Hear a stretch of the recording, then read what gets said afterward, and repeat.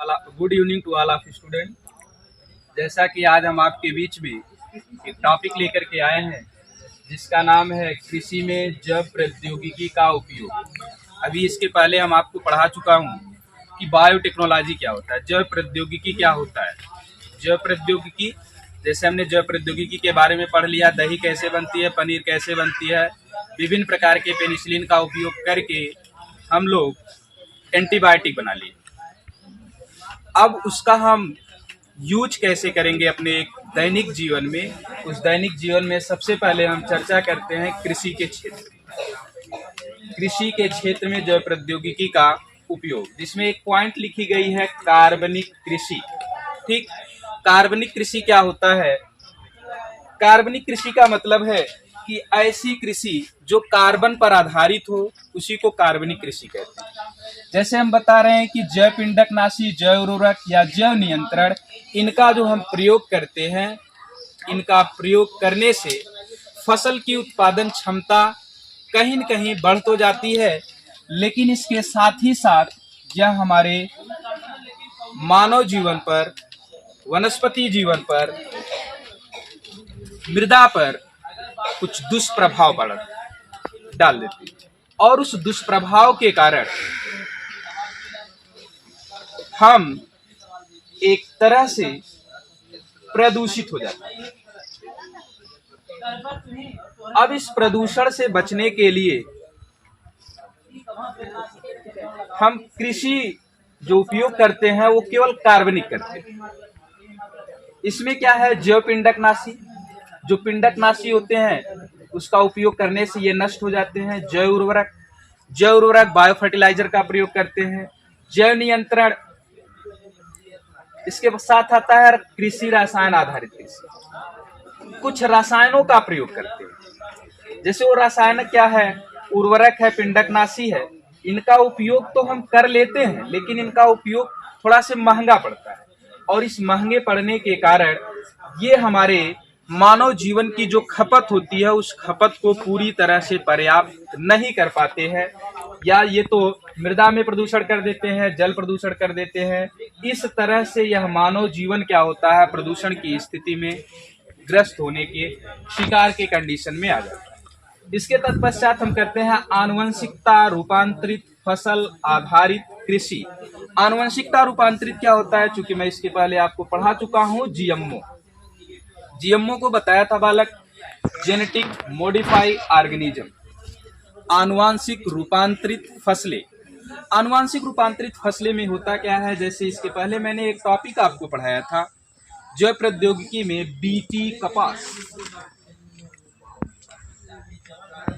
कपास, flavour saver टमाटर।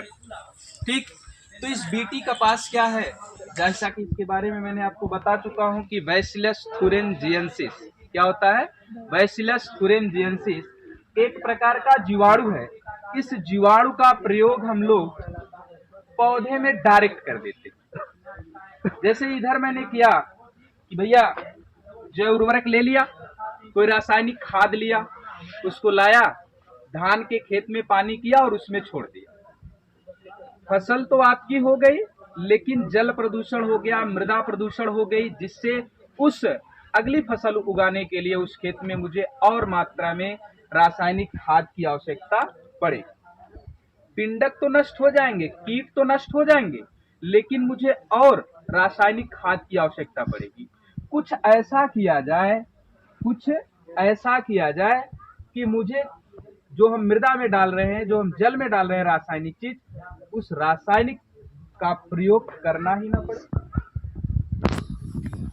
Direct हम पौधे में कर दें, और उस पौधे के पास यदि किसी प्रकार का पिंडकनाशी, कीटनाशी जाए, तो वह पौधे के संपर्क में जाते ही उसके जड़ में, तना में, पत्ती में कहीं पहुंचे तो हर भागों में क्या होना चाहिए, वो एंजाइम बीटी कपास, ये जैसे ही खाएंगे वह जीवाणु स्वतः ही नष्ट हो जाएगा। इसीलिए इसे आनुवंशिक रूपांतरित कृषि कहते हैं। जैसे क्या करना है, ये पौधे, बीटी पौधे, जीवाणु, कवक, इस जीएमओ को हम बनाते हैं पौधे के माध्यम से, जीवाणु के माध्यम से और कवक के माध्यम से। ठीक है। अब ये जीवाणु कवक पौधे में हम जीएमओ का रूपांतरण कर सकते हैं। रूपांतरण होता क्या, आनुवंशिक रूपांतरित फसलें क्या होती है, जैसे कि मान लीजिए एक ये आपके पास कोई कोशिका है, सपोज करो ये कोई जीवाणु कोशिका है, ठीक है। अब इस जीवाणु कोशिका में अच्छा जीन है। अब इस अच्छे जीन को मुझे दूसरी कोशिका में रूपांतरित करना है।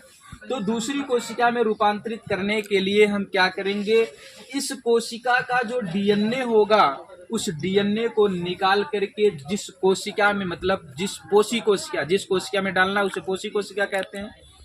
जिस कोशिका में डालना है उसका डीएनए हम अच्छे वाले कोशिका के डीएनए से जोड़ देंगे।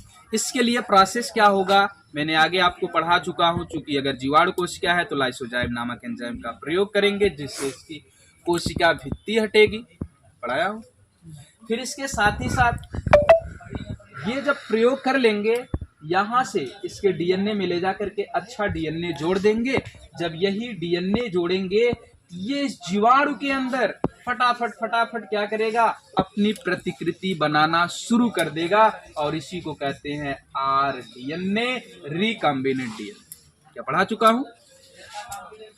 अब ये रिकॉम्बिनेंट डीएनए के साथ यही रिकॉम्बिनेंट जो डीएनए हुआ, सेम इसी तरह से हमने क्या कर दिया, इसके डीएनए में परिवर्तन कर दिया। उसी तरह से हम क्या करेंगे, यहाँ आनुवंशिक रूपांतरित फसल, मतलब उस फसल के जीन में परिवर्तन कर देंगे, जिससे मुझे ना तो किसी प्रकार की रासायनिक खाद की आवश्यकता होगी और ना ही किसी प्रकार का प्रदूषण होगा। ना तो मुझे ये पौधे में कोई डर रहेगा कि ये जीवाणु से संक्रमित कर देगा या एक कवक इसे संक्रमित कर देगा, इस प्रकार की समस्या इसमें नहीं रहेगी। इसीलिए हम आनुवंशिक रूपांतरित फसलों पर आधारित कृषि का अधिक से अधिक उपयोग करते